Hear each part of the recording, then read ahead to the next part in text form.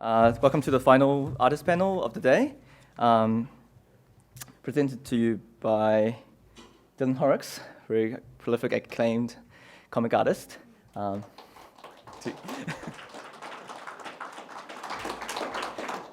Tim Gibson, ex-Twitter concept artist, now comic artist extraordinaire and superstar, rising superstar.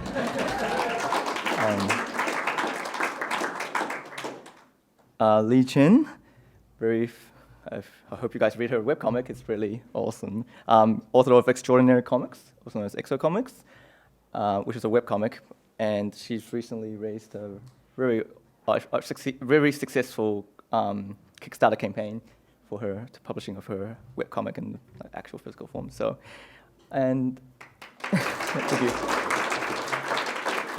And finally, we have Gregor. I should have checked with you about your last name. Sorry. Tchaikovsky? Tchaikovsky. Like the composer. Just like the composer. It's spelled completely differently. No. Okay, cool. Gregor is also another very successful web artist. You may know his work from Reddit, which is really popular on there. He's author of Loading Artist, extremely funny. So I won't take too much time, just make some. We'd like to thank some of our sponsors. Oh, cool. Sorry about that. I'm going to move this along really quickly, but we'd like to thank our sponsors for bringing you this event, for free, and also this awesome panel. So the Edge and Regional Facilities Auckland for giving us this amazing venue. Our printing partners, the Online Printer, the awesome schools you've seen out there supporting us, Animation College New Zealand and UB School of Design. And finally, for digital artists, you must know them, Wacom and Outrage, which is an awesome digital painting program. And Takapuna Art Supplies, which is a locally run art supply store owned by Jim Auckland, you might have heard just now. So thank you, and enjoy the panel. Take it away, Dylan.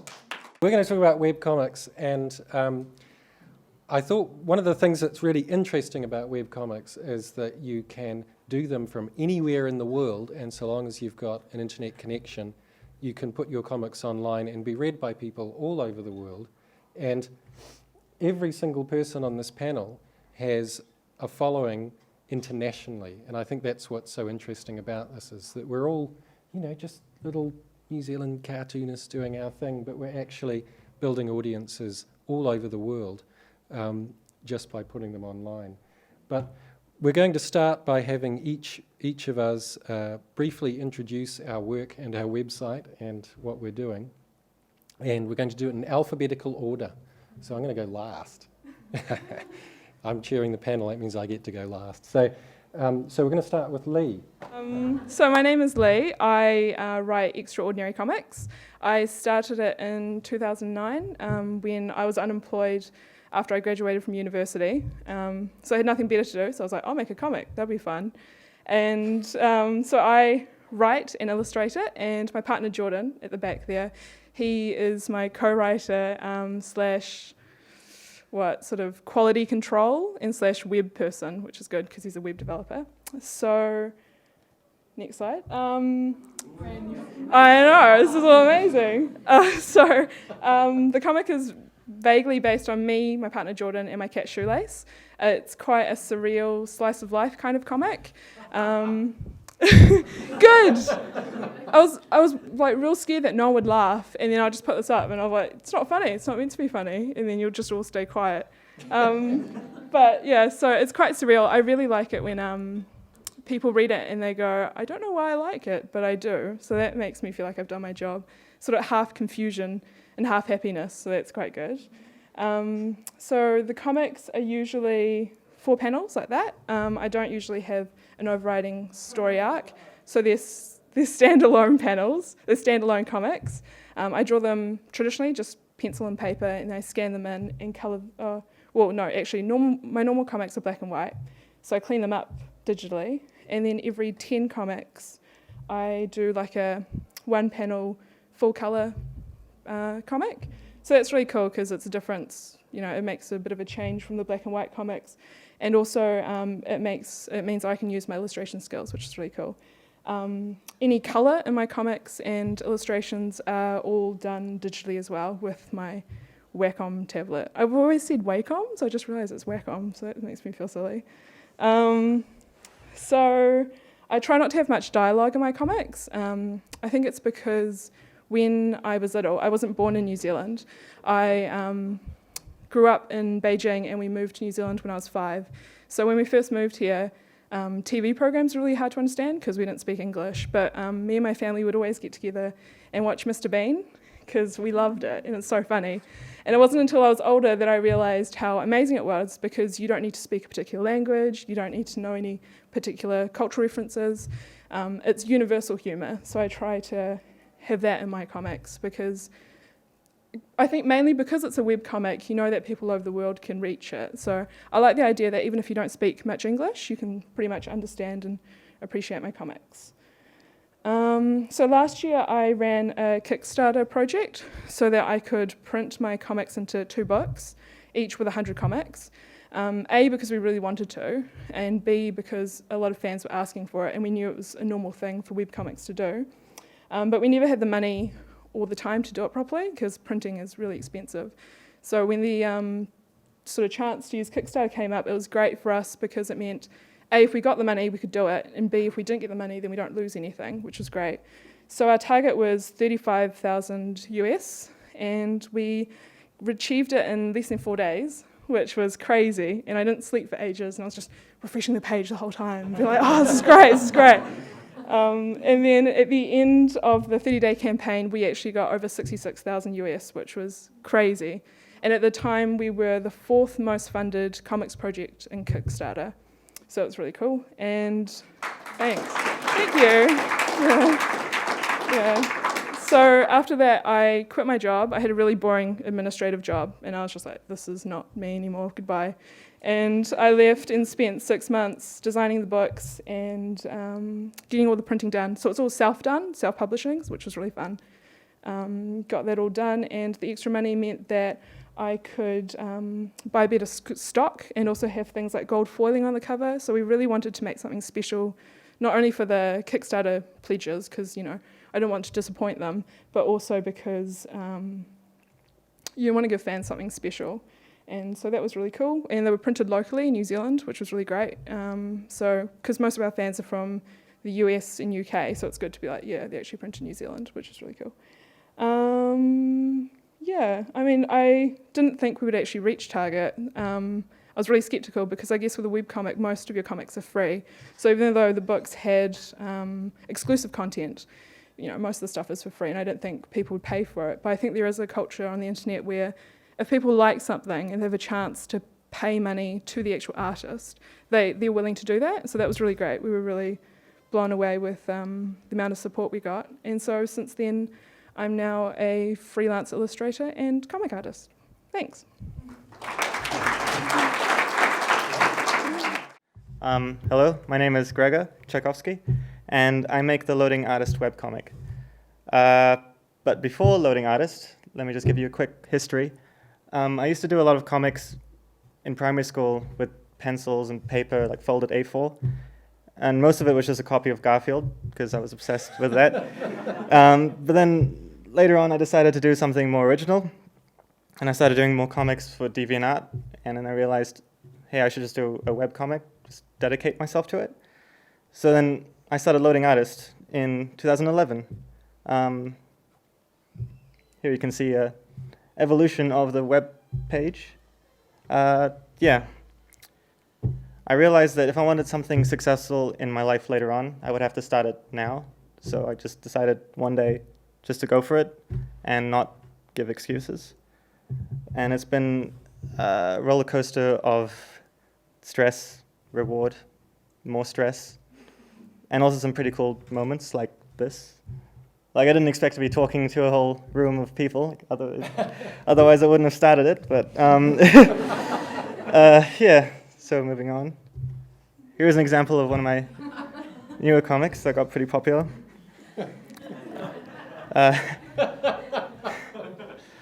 Yeah, it's been pretty stressful having to think of a new idea that makes people laugh every week.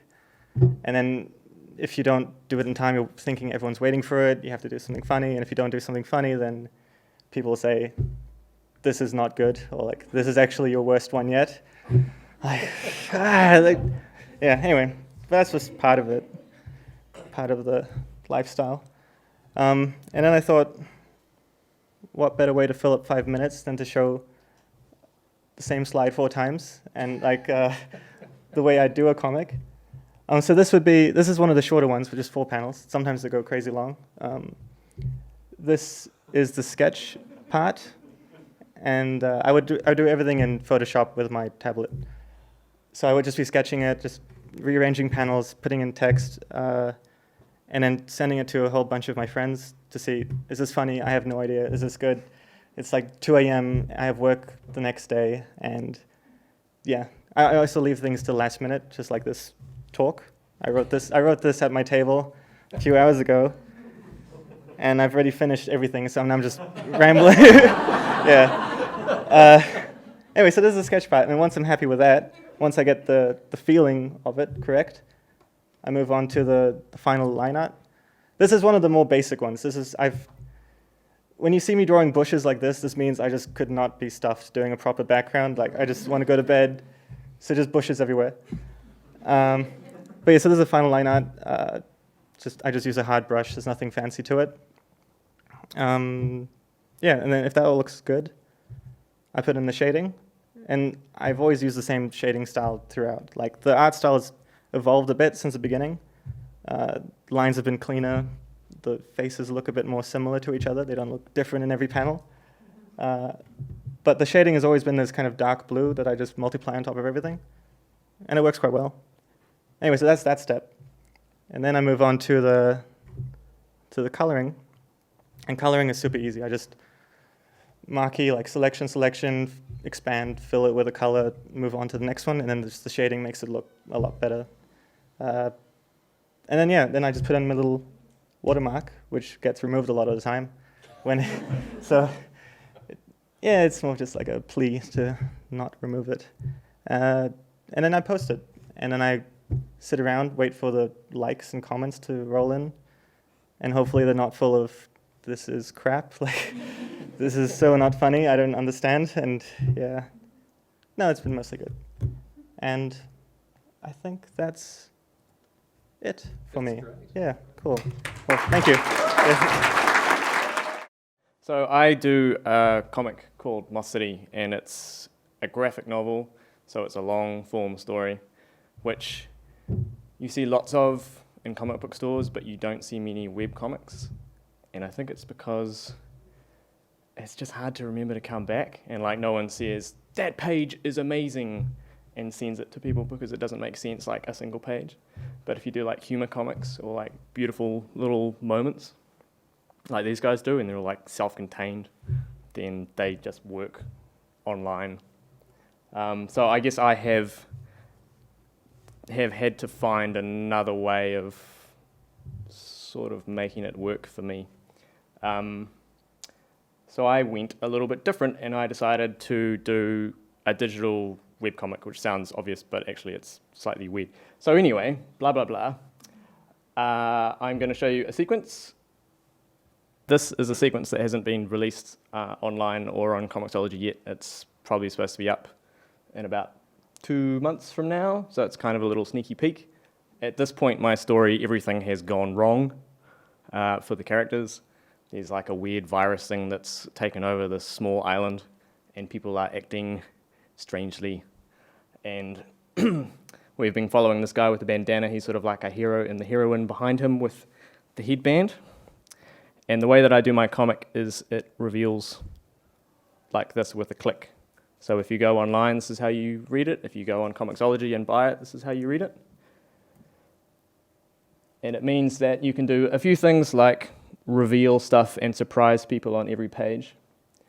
But you can also add dialogue or add panels on top.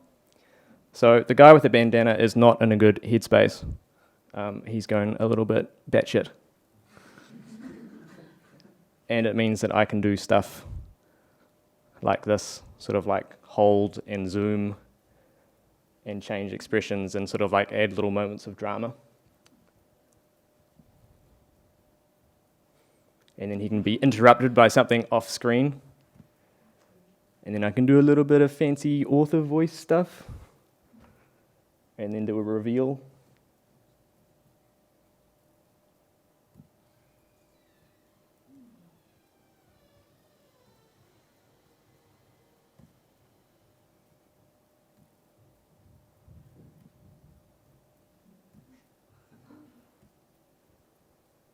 This is intestine.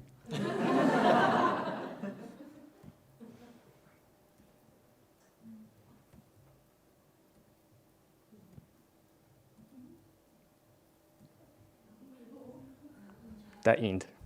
So that's just like a little sequence.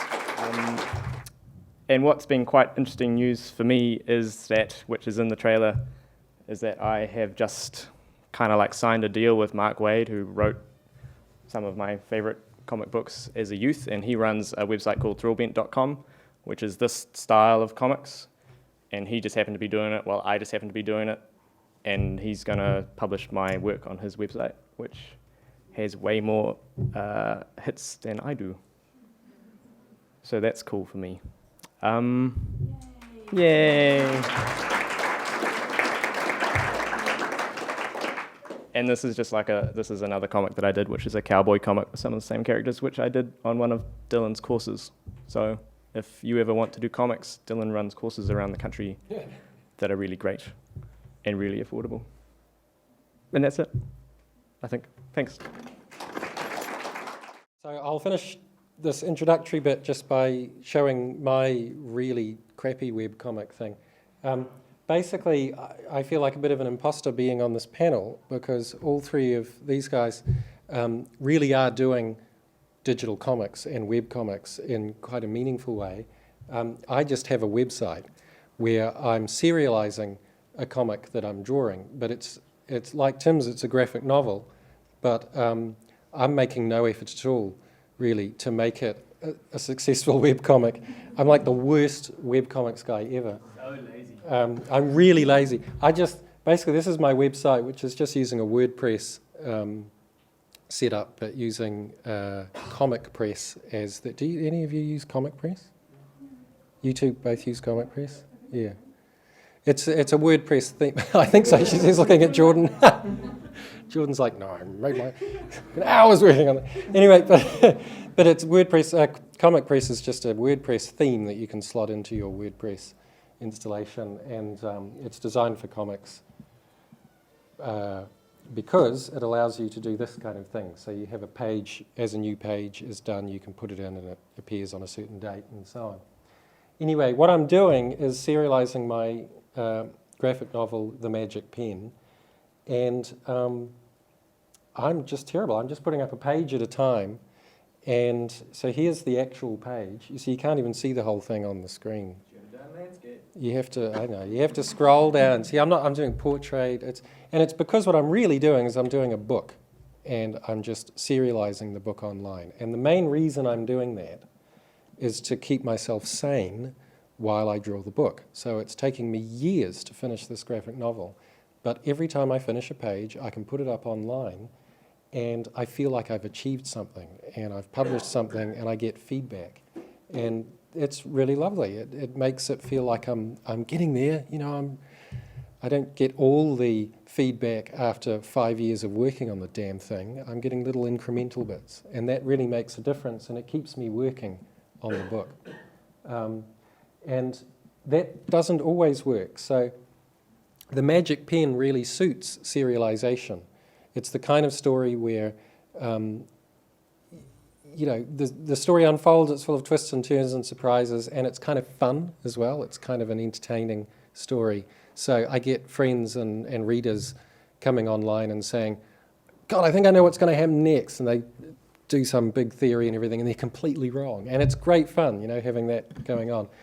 But I also started serializing this book, another one I'm working on called The American Dream, and it just didn't work as a serial. It didn't really work online. It didn't fit the format, and after about 15 pages, I just dropped it. I said, I'm not taking this any further online. I'm going to complete the book separately and then publish it. And I'm very happy for it to be available online for people to read, it wasn't helping me work on the book, especially as I kept changing my mind about bits of the book. And I know that by the time I'm on the last section of the book, there'll be things we want to change about the beginning. And so doing it online just was not working. And that was a bit of a revelation for me. I thought, great, doing this as webcomics has changed my life. Actually, for some projects, it just wasn't going to work. But for other stories, it's perfect. This is a story I did years ago as a mini comic. And I drew the whole thing in ballpoint pen on little scraps of Memo paper while I was at work. And the mini comic is a fat kind of photocopied A6 mini comic, so it's tiny, but you don't get any of the subtle qualities of the ballpoint or anything. But actually, it's great because I can scan all this in as RGB, so I've got all the sort of delicate textures and things, and then upload them. And the format of it really fits the page as well. So all of this was kind of a real learning thing for me. It's made me realize how much drawing a comic book and publishing it, which is what I've done for most of my life, how much that's quite different to what people like Lee and Gregor and Tim are doing online. But I've had other interesting experiences with it, like when there was a write-up recently of the Magic Pen on IO9, and the write-up was headlined, basically, a cartoonist discovers the joy and sex of comics in the Magic Pen. And she wrote up all about how it's, superheroes and graphic sex and green skin naked aliens. And boy, so many people wanted to read my webcomic that day that it totally trashed my servers. And I had the cheapest American host I could find for my domain name and my webcomic. And I thought, great, unlimited bandwidth, this is fantastic, and it's really cheap. And this was the day I discovered that really cheap web hosts, the unlimited bandwidth should come with little scare quotes, because the reality is, as soon as your website gets hit by many, many people wanting to see it, and it's taking up too much of the bandwidth on their servers overall, they cut you off, and then they say, there's obviously something wrong with your website. There's too much action on your website. There's nothing wrong with it. It's just... It's succeeding. It's succeeding, that's right. So that was an interesting experience too. But being IO9'd, and I was also boinged once, and that had the same effect, being written up on Boing Boing. So when that happens, that's when you discover you need actually quite a good web host. And it might be worth that extra $5 a month to have genuine unlimited bandwidth. And the other thing that I use, the fact that I've got people who come to my site all the time and so on, means that I can use that to have some fun and make some money. So I regularly do a thing where I say, look, I've got some extra time this week and I want to do some sketches. So why don't you commission me to draw a sketch of, your favorite monster from the first edition AD&D Monster Manual, which was my favorite one. I've been really enjoying that. So I've been drawing Dungeons and Dragons monsters and selling them online, and it's just really fast and easy, and sometimes they sell in 5 seconds. I put it on Twitter and Facebook, and it's gone. And someone's hit that PayPal button, and I've kind of paid my way for the day. So I'm exploring all of that as well, just starting to see, well, how can this actually help me to get my book finished and pay my rent? There's the all-important PayPal button that has changed my life. And there was one time, the first time I tried this, we had one of those weeks where I thought, oh God, we need some money fast. I just paid for a whole lot of stuff for our kid, and how are we going to cover the mortgage this month? And so I went on my website and I said, look, I am going to do watercolor sketches, and I'm going to do them really cheap. And here's the PayPal button, and tell me what you want drawn. And I mentioned it on Twitter and I mentioned it on Facebook. And I had to turn the whole thing off after about 4 hours, because I suddenly realized I had more sketch orders than I could do in about 4 months.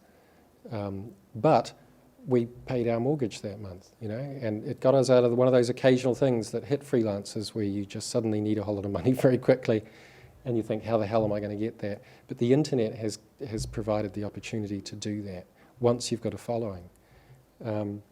So that's pretty much all I do with my webcomic, and it's not really a proper webcomic compared to these guys. So what I want to do now is we'll have some discussion, and I've got some... My first question, I guess, is do each of you guys have a sense of how many people are visiting your websites? Is that something that you keep track of? And how has that changed over time? And I'll just say that I have no idea how many people visit my website, and the only way I ever find out is when it breaks. So, see, I'm really bad at this. That's why I want to ask you guys. Yeah, you have the Google Analytics code, which is really easy to set up, and then just becomes a terrible, terrible obsession. I've actually read advice that says don't put analytics on for like the first couple of months because it's just going to be really depressing.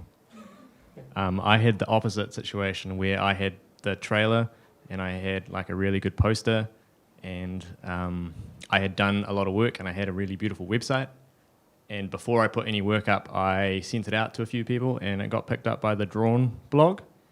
And they went, everybody go over there and look at this comic that's coming soon. And I had my analytics on and I was like, oh my God, I got 2,000 people in a day. And I was like, I'm going to be massive. And then like 2 months later, all of those people, you know, like they showed up then when the comic wasn't even up. And then they just kind of forgot to come back. And so I had the opposite like growth curve. And then now I'm sort of like slowly coming out the other end. But I won't get 2,000 like that just again for a while. Yeah, I use Google Analytics as well. It is really addictive, because you can look at it all the time. And now they have a real-time thing where you can see how many people are actually looking at your site right now and where they're from. And then I just look at it and I'm like, wow, someone from London's reading it right now. I'm like, I wonder what they're reading. I wonder what they're wearing. I wonder where they are. And then, you know, or sometimes you put up a comic and you're like, this is great. I really love this comic. And it doesn't do as well. Yeah. And you're like, oh no, why didn't many people like that? You know, what should I do differently? And that's I think, a dangerous road, because then you start pandering to what you think other people would like, but you should just make what you like, and I think other people pick it up. So yeah, it's good. It is good, but it's also bad. That's what I have to say about Google Analytics. You get too used to waiting for applause if you look at it too much. Yeah, I use the same, like Google Analytics, but I also use, well, it's not technically correct, but I also use Facebook likes as a measurement of how many people are actually looking at this, because the more people like it, the more it gets shared on and more people see it. But yeah, like Lee said, it gets pretty bad once you judge, like, I need to get this many likes. Oh no, I've got less likes than the last one. I'm losing my touch. I'm running out of ideas. Oh God. This is the end. Yeah, that's it for me. I have nothing else to give. But yeah, it's just good to see it keep going up. Sometimes things change, like StumbleUpon changed their formula. And I noticed as soon as they changed the formula of showing your site, my views just dropped so much more. Like, it looks like a roller coaster, like a really enjoying roller coaster. Like, oh yay, and now they've finished, and it's slowly going back up. But yeah, things like that can just kind of bum you out. But that's just the way the world is. So that's the Facebook algorithm. Oh, this is StumbleUpon. Oh, StumbleUpon. Yes, yeah. But that's it for me. And I guess the other big question for me is why you chose webcomics over print, and what are the advantages and disadvantages of that for you? I think probably if we asked everybody in the room under a certain age, like where you would start, I think everyone would say web, right? It's just, that didn't even seem like an option to me, and I'm not even that young. I was just like, I'll put it online. Like, people have been doing it for longer than I have, and it's cheap. It's relatively easy, or easier than trying to get a publisher involved. You don't need permission to do a comic online. You don't need someone to sign off. You don't need someone to invest in a print run. You don't need anyone. You just need like an idea and a website and a little bit of money to pay for the hosting, which actually you can get for free, and then you just do it. And so I want to get my books in print, but I want to prove that people want my books before I put them in print. Have you found any downsides? Yeah. The fact that I know exactly what's going on with my website all the time, yeah. I think it's interesting that you said that you felt like an imposter, because I was really nervous about this because I don't actually read that many comics.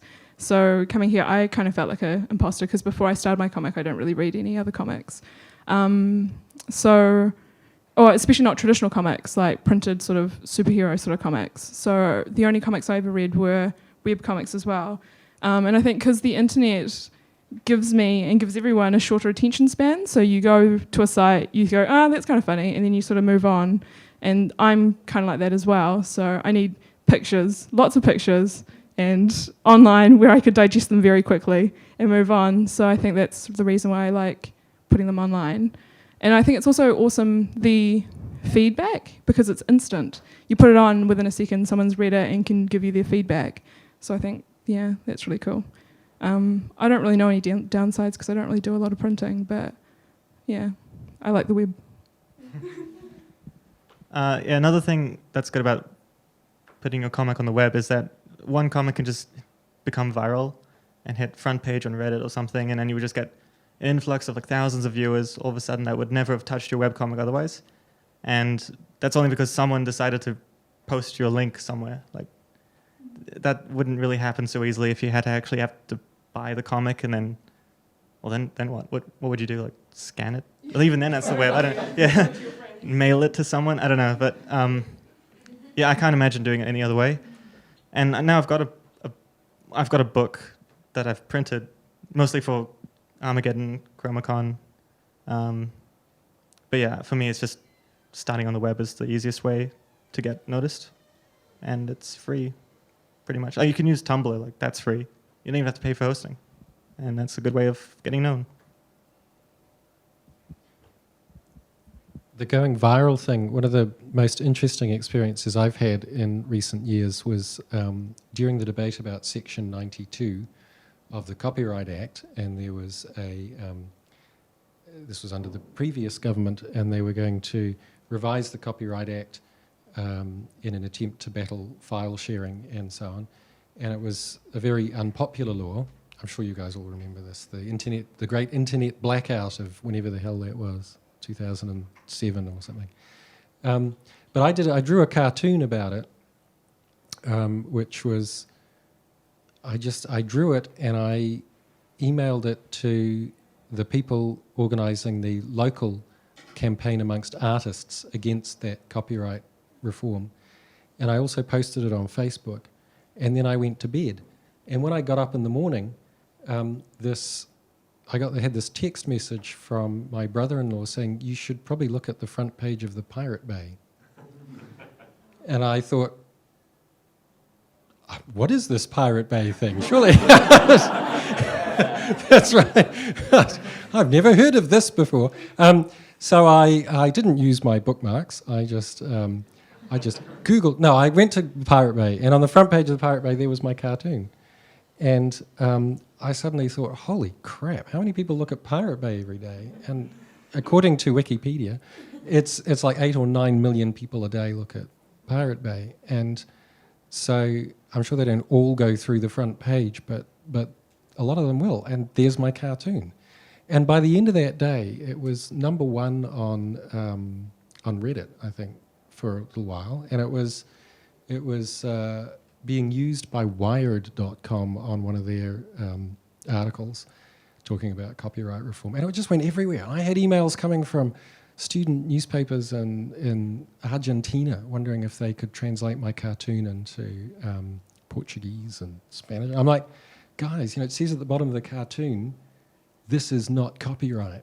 And as far as I'm concerned, it's in the public domain. Go for it, But I had all over the world. People were translating it and putting it. I thought, Jesus Christ, this is millions of people. I will never in my entire life have a readership like this again. You make 1 cent every time. Well, that's what my mother said. I was talking to my mother. I said, you won't believe it. And she said, God, if only you had a penny for every person who looked at that cartoon. And I thought, well, if I was charging a penny to look at my cartoon, it might have been 5 people that looked at it. So actually, I'd have 5 cents. But instead, I've actually made a contribution to a debate about an issue I'm really concerned about that's been seen by millions of people. I couldn't get over it. So that was kind of the highlight of my life, and from there it's all been downhill. But I wanted to raise the question of because this is the thing about the web, is that things get shared and they spread and they go viral, but often you have very little control over that process. And Gregor, you mentioned you put your watermark on, but it frequently disappears. And of course, people are going to share it on Tumblr and they'll remove the links and all those things. I just wanted to ask you about your experience of that and how you feel about having no control over that. Let's start with Gregor. Okay. Yeah, there's been a lot of times where I go on Reddit and the front page is, oh my God, it's my comic, but it's rehosted on Imager, and they've taken out my watermark and they've replaced it with 9gag or something. Like, oh my God. But it's not all bad, because I think anytime anyone looks at your comic, it's a positive thing, because it'll be in their heads, and then next time they see something relevant to it, they're like, oh, I think I remember this from a different comic. I will read this now too. Like, I've had people come across the table and be like, oh, this looks familiar. I'm like, oh, do you know Loading Artists? Like, no. I just go on 9gag. I don't know. Yeah. But so either way, because then they were interested in it, and then they bought a badge or something, and then that's something I wouldn't have gotten if they didn't see that being shared across the world, even if it didn't have my watermark. So I don't care anymore. I used to care, and if I saw a website doing that, I'd be like, oh man, I'm going to cease and desist. I'm going to get my lawyers. Even though I don't have any lawyers, I'll just say it anyway. But they've gotten kind of clever with that. They've just removed any email addresses, so you can't even contact most of the sites. So, well played. Yeah. So now I just don't bother, and it's all good. Yeah. It does bother me, I think, because it annoys me when you put so much effort into something that you give away for free, and then someone goes out of the way to not give you credit for it. And it's more effort to, open it up in Photoshop and then crop out your footer and then resave it than it is to just right-click on the actual image, go save as, and then share it like that. So it really annoys me, because I think, well, I'm giving it to you for free. At least when other people like it, they can know where to go to get more. And it annoys me also when I've had things where people redraw my comic, like frame by frame, but it's different. But it's still, and then they take all my stuff out, and I'm like, this is weird. It's like my comic, but drawn by a 5-year-old. It's really, or they narrate it. They put it on YouTube and they narrate all the words in it, and they show one panel at a time and have like soft piano music in the background. And I'm like, what is this? This is really strange. Yeah, maybe, yeah. Is it? I came across somebody else doing that with another webcomic. Oh, really? Yeah, Oh, they were keeping all the words exactly the same. Yeah. But completely changing the art. Yeah. I Same don't get that. characters, same dialogue. Yeah. Completely different. Or they've traced it. So it's kind of like your art, but a lot shittier. So it's kind of that. Yeah, which is really annoying. Yeah. Maybe this is like a meme. It's a meme. Yeah. It's a thing, yeah. Maybe, oh, okay. Well, there you go. Like the Uncanny Valley, where it's like, it's okay as long as it's totally different, but as soon as it gets closer Yeah, and closer to the original. it is. And I'm like, what is this? This is strange. Yeah. Yeah, it is. It's very strange. Yeah, and then it's also annoying sometimes when someone puts it on Reddit and they hot link to the actual comic, which, if you don't know what it means, is if you right click on an image on the internet and you go copy the link to this file, so they don't actually go to your site, they just see the comic, but you have to pay for the bandwidth for it, which is really frustrating, because not only are you not giving me the sort of credit, but you're also costing me, so that really annoys me. Yeah. I don't think I have the same issues, probably due to my lower popularity than these guys. Yeah, it's a win. And again, it's the same thing I was saying before about long form. You can't steal an entire graphic novel and get people to understand it immediately. Like, I could just steal your joke. Yeah, I'll bring it. Mark Wade's doing it. I love the idea that someone's like taking your comic at the same time. Like they should start adding characters. Yeah. I was just asking Dylan. It sounds like there could be like a 50 Shades of Grey, like based on EXO comics. One of the images I did, it was like a little girl, it was my character sitting on a swing, and it says, when I look at you, I'm sad because you're not a dragon. And someone removed the swing and just photoshopped random things. Like she was holding 2 carrots. And she thought, I'm really sad when I look at you and you're not a carrot. This is where it starts. That's maybe a sign you've clocked the internet. Yeah, I think so. I think this sounds kind of awesome to me. It's pretty strange. There was one where they put glow sticks in her hand and they put a disco ball and they said, I'm sad because no one came to my tree rave party. And I was like, oh, that's awesome. That's awesome. You should steal that. That's the circle of internet. I create it, it gets shared, and then I take it back. It's rightfully mine. Yeah. Circle of the internet. We need a song about that. I think it's time for you guys to ask more questions too. I have plenty more, but you guys have been very patient. So yeah. Just 2 things really. First is as far as hot linking goes, depending on your web server, you can actually catch stuff coming straight in and rewrite it. We've done that now. Where it's just blocked. So if you go there, it says forbidden. So take that. And I was about to say, a couple of other websites, things like Sexy Losers and stuff, they actually try and monetize that. So they produce a comic, people do their own fan art, and they say, well, let's host it on our site and put a little advert on it. Oh yeah. So they sort of get the community going and they get the money, Yeah. which is a bit of a balance. Yeah. We don't have any ads on my site because I don't like ads. So. Yeah, I don't like that. I don't like ads. Do you have ads? A lot. Is it worth it? Oh, definitely. It pays for the hosting and then some. I couldn't live off of it, but it pays for itself, and I get some extra sweet money on the side. And anyone who doesn't want to see ads, they just use AdBlock anyway. So, free money, I think. Do you choose the ads that go on the site? No. But I can choose which ones not to show, but that's after they've shown it, and I'm like, yeah, let's not use that one. Sounds a bit too naked.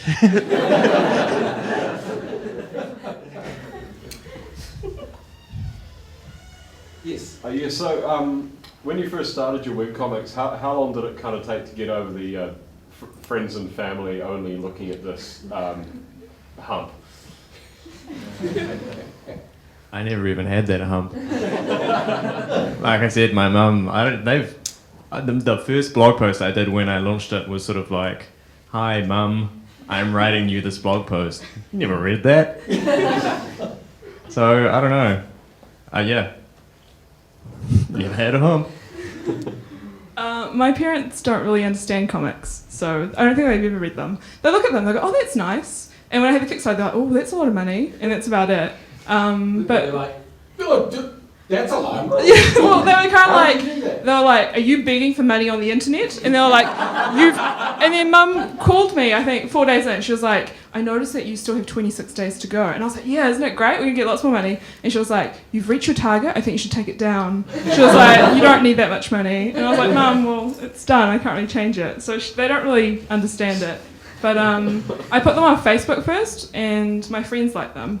And so we had a friend who did web hosting, so we were like, oh yeah, we'll put it on a website. And I thought they were good, but in hindsight, they're terrible. So now when you look back at those, they're just terrible. But I thought it was good, so I emailed some other webcomic artists, and I was like, hey, I like your webcomic, you should like mine. And understandably, a lot of them were like, no. But then Abstruse Goose, which is quite a popular webcomic, he was like, okay, cool, I'll give you some traffic. And I was like, great, because before then I had about 20 visitors a day. And I went to bed, woke up in the morning, and the site was down. And I was like, oh, I see. And the last stats that we got, it was like 20,000 visitors visited the site overnight. Mm-hmm. So we're like, oh, okay, well, that's interesting. And since then, it's sort of grown. And when people share it, and then it grows that way, I guess, as well. I can't even comprehend these numbers. I don't know. You don't even know. You're like, I'm sure I'm getting 20,000. I chose the bliss of ignorance. It's like, I did, la la la, I don't want to know. I'm so popular. That's why my website crashed. It wasn't the virus. For me, I think as soon as one of my comics hit the Reddit front page, I started getting comments on my own website from people I didn't know, and that was when I first realized, oh, sweet, people are looking at this. I can finally justify like some comics, because before that, just my family would watch it. My grandparents would read it, like they would try to, like they don't understand. And I was like, yeah, you know, the sexually suggestive comics are now not weird anymore because someone else besides my grandma reads it.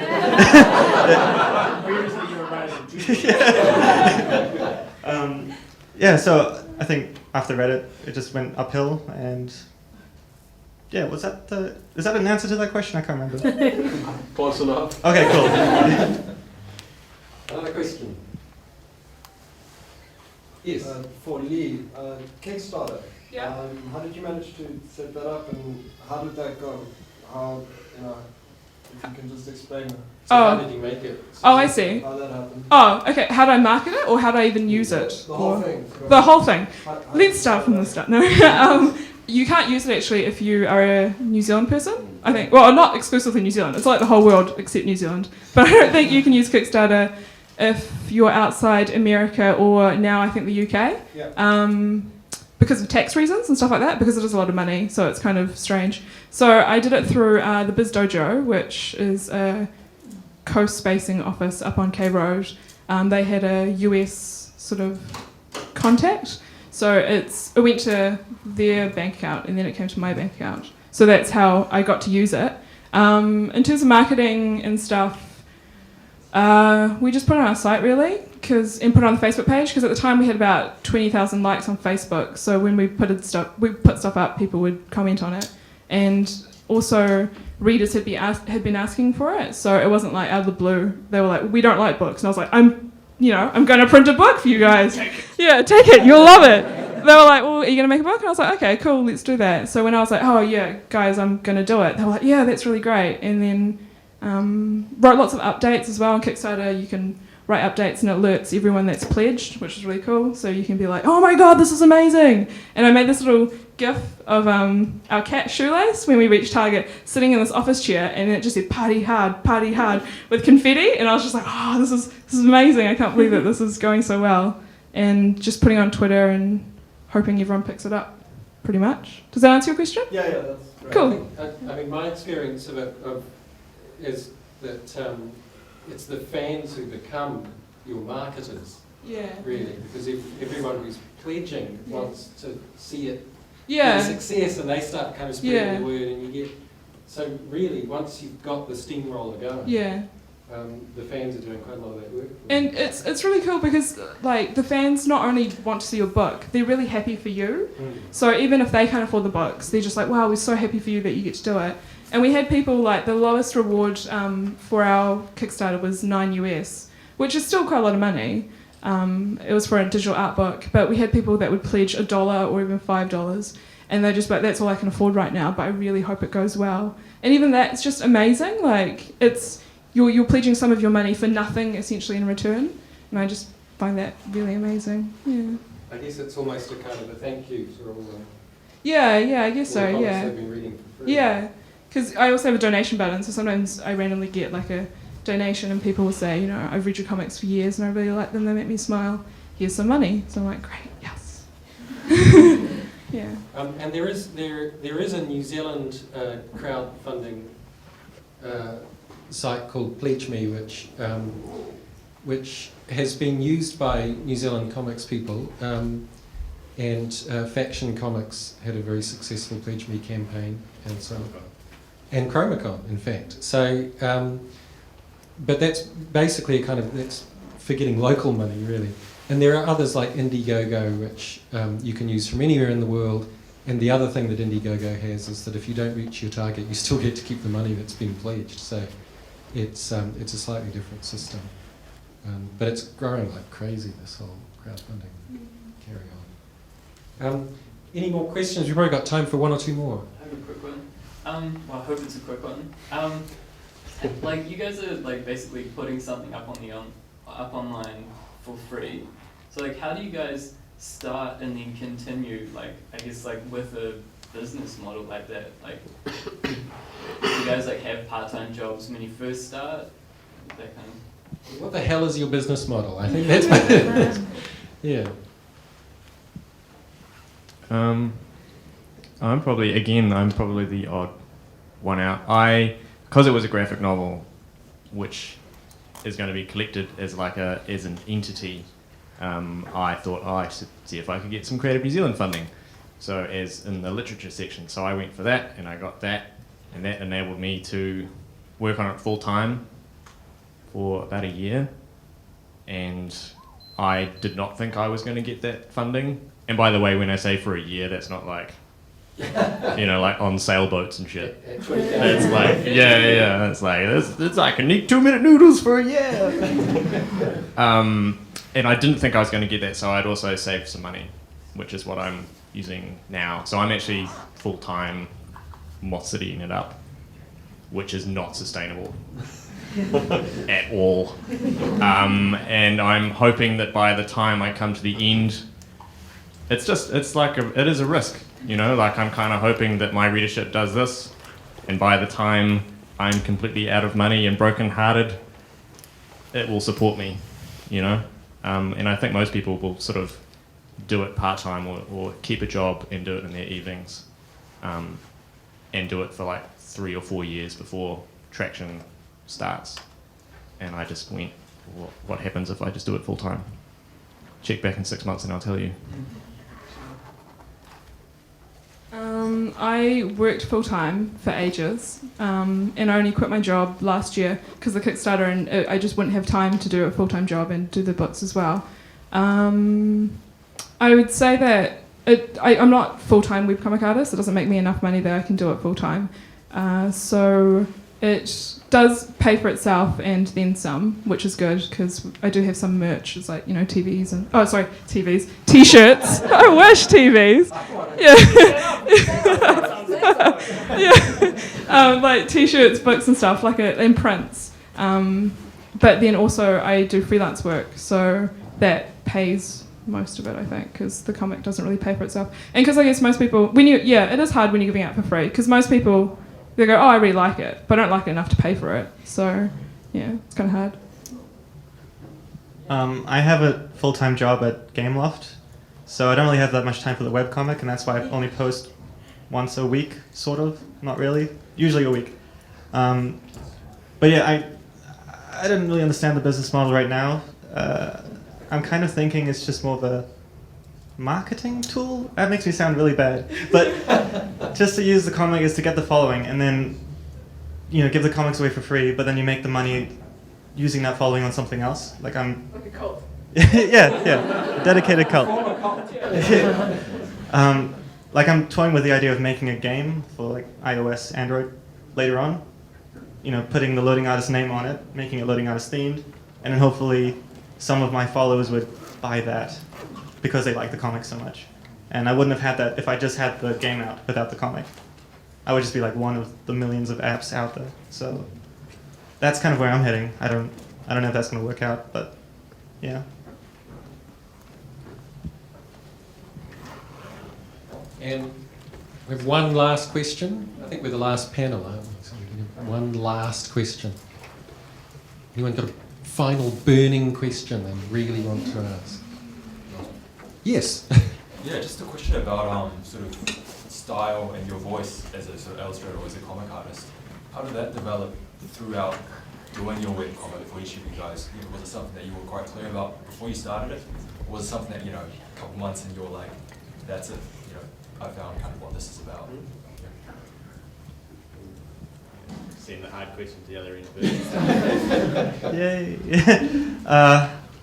Well, I started the comic basing it off myself, just like most webcomics out there. But it's kind of grown a bit more than that. I went through some tough times, and the comic kind of changed with that. It got a bit darker.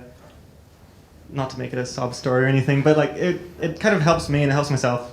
That's the same sentence. I'm a good public speaker. But I guess you find your own voice through it, and it just evolves. That's what I love about webcomics. I love looking at a popular webcomic, take Penny Arcade or Cyanide and Happiness or something, and then you go back to the first comic and just see how different it was. Okay, maybe Silent and Happy is not a good example, because that, besides the font, it looks the same, but... XKCD. Yeah. But I just love seeing that evolution, and that just happens naturally, and yeah.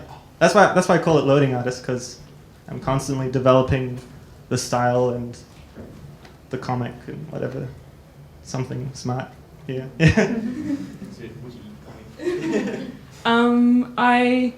I think it's hard sometimes because I get influenced a lot by other art that I see. So if I look at someone's art and I get obsessed over it, I find myself making art that's like that person. So I try to look at a lot of artists I like and find out what it is I like about them, but then trying to just make things that I like and not looking at other stuff for a while and just practicing my own stuff and seeing the sort of lines I like to create. And I think eventually your own style just sort of emerges, really. Yeah, that's about it. Because I knew that I wanted to put, just speaking technically, drawing-wise, because I knew I needed to put it together as a package. I couldn't take the risk that the first 15 pages looked terrible and the last 15 pages looked great, because if I pick that up, I'd just throw it away. So I spent ages and ages and ages secretly working on stuff and then threw that away and then started on the first page. But in terms of the voice, yeah, no, I've planned this whole thing. Like, the whole story is planned, so I guess if there's a voice that started and ended, you know, like 6 months ago. And now I'm just grinding it out, which is actually what it feels like. I'm just grinding it out, yeah. So we should probably finish up. I've got your drive plugged in, though.